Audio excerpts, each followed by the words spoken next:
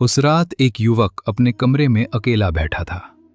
बाहर गहरा सन्नाटा था, लेकिन उसके भीतर विचारों का तूफान चल रहा था। मेज पर किताबें खुली थीं।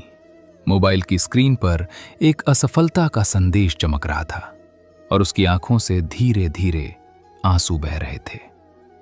वो आसमान की ओर देखकर बोला, हे प्रभु, मैंने अपनी पूरी मेहनत लगा दी, अपनी खुशियां छोड़ दी, अपनी नींद छोड़ दी, लेकिन फिर भी हर बार असफलता ही मिली।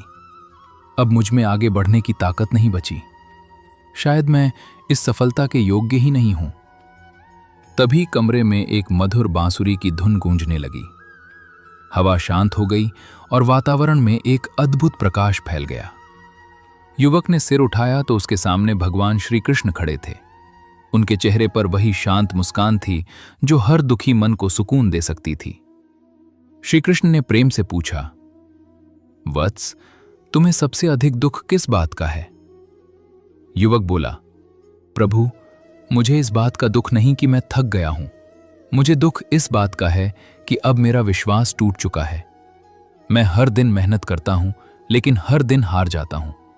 अब मुझे लगता है कि शायद मैं कभी सफल नहीं हो पाऊंगा। श्री कृष्ण मुस्कुराए और बोले, यदि कोई योद्धा युद्ध के मैदान में गिर जाए तो क्या उसी क्षण उसे पराजित मान लिया जाता है? नहीं, पराजित वो तब होता है जब वो उठने से इनकार कर देता है। जीवन में सबसे बड़ी हार असफलता नहीं, बल्कि स्वयं पर से विश्वास खो देना है। कुछ क्षण बाद श्री कृष्ण ने अपनी हथेली खोली। उसमें एक छोटा सा बीज था। उन्होंने पूछा, यदि इस बीज को आज मिट्टी में बो दिया जाए तो क्या कल यह विशाल वृक्ष बन जाएगा? युवक ने कहा, नहीं प्रभु, उसे समय लगेगा। उसे मिट्टी में रहना होगा, पानी मिलेगा, धूप मिलेगी, तब कहीं जाकर वो वृक्ष बनेगा। श्री कृष्ण बोले, जब तुम एक छोटे से बीज को समय दे सकते हो तो अपने जीवन को समय क्यों नहीं देते? तुम हर दिन मेहनत करते हो, लेकिन चाहते हो कि परिणाम तुरंत मिल जाए। याद रखो, प्रकृति में कोई भी महान चीज एक दिन में नहीं बनती। फिर श्री कृष्ण बोले, क्या तुमने बांस के वृक्ष की कहानी सुनी है? कई वर्षों तक उसे रोज पानी दिया जाता है, लेकिन जमीन के ऊपर कुछ भी दिखाई नहीं देता। लोग उसका मजाक उड़ाते हैं।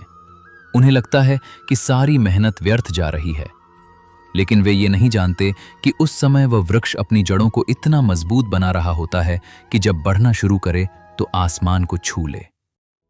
वत्स, तुम्हारी मेहनत भी व्यर्थ नहीं जा रही। शायद अभी तुम्हारा समय जड़ें मजबूत करने का है।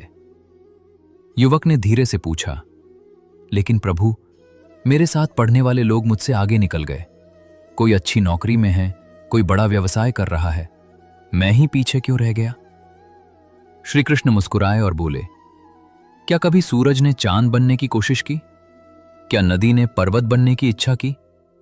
नहीं, क्योंकि हर एक की अपनी यात्रा होती है। तुलना केवल दुख पैदा करती है। जिस दिन तुम दूसरों से अपनी तुलना करना छोड़ दोगे, उसी दिन तुम्हें अपनी असली शक्ति दिखाई देने लगेगी। युवक कुछ देर तक शांत रहा, फिर बोला, प्रभु, अगर मुझे बार बार असफलता मिलती रही तो? श्री कृष्ण ने उत्तर दिया, असफलता ईश्वर की सजा नहीं होती, वो एक शिक्षक होती है। हर हार तुम्हें कुछ ऐसा सिखाती है जो जीत कभी नहीं सिखा सकती। यदि तुम हर असफलता से सीखते जाओगे तो एक दिन वही असफलताएं तुम्हारी सबसे बड़ी ताकत बन जाएंगी। फिर श्री कृष्ण बोले, तुम अपने कर्म से अधिक अपने परिणाम की चिंता करते हो। यही तुम्हारे दुख का कारण है। जब मन हर समय फल के बारे में सोचता है, तब कर्म कमजोर हो जाता है। लेकिन जब मन केवल अपने कर्तव्य पर टिक जाता है, तब सफलता स्वयं रास्ता खोज कर आती है। युवक ने पूछा, प्रभु, डर कैसे समाप्त होगा? श्री कृष्ण ने कहा, डर भविष्य की कल्पना है, साहस वर्तमान का निर्णय है। तुम केवल आज का एक कदम ईमानदारी से उठा लो, फिर कल का दूसरा कदम उठाना आसान हो जाएगा। धीरे धीरे वही छोटे कदम तुम्हें उस मंजिल तक पहुंचा देंगे जो आज असंभव लगती है। कुछ देर तक दोनों के बीच मौन छाया रहा। फिर श्री कृष्ण ने युवक के कंधे पर हाथ रखा और कहा, याद रखो, ईश्वर कभी किसी की मेहनत व्यर्थ नहीं जाने देते। कभी कभी वे तुम्हें सफलता देने से पहले इतना मजबूत बना देते हैं कि सफलता भी तुम्हें बदल न सके। इसलिए कठिन समय से घबराओ मत।